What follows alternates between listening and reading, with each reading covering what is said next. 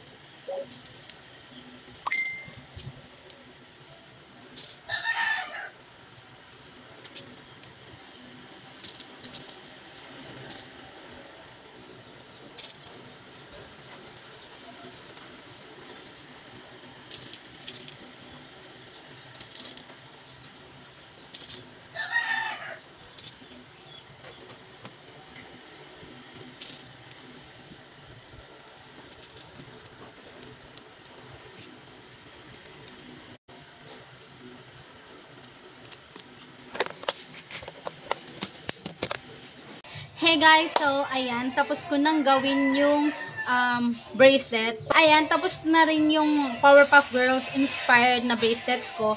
And may nagawa na ako actually kahapon. And ito yon. Ayan, nawala yung araw. Yun sana yung lighting ko. So, eto na siya. Eto yung ginawa ko kahapon. And may ginawa rin ako na dalawang, ayan, na word na love. So guys, ang gagawin ko na lang is gugupitin ko na lang kasi ayan, may mga excess pa siya na sa tali.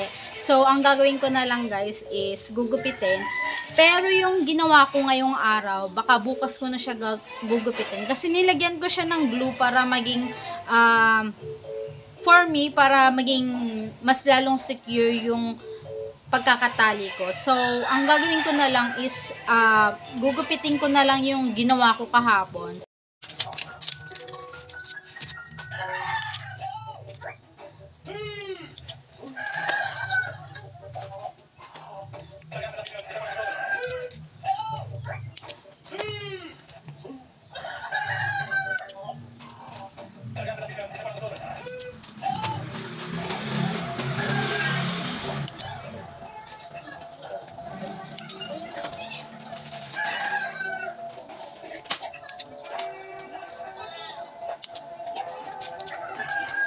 So, ayun guys, ito na siya.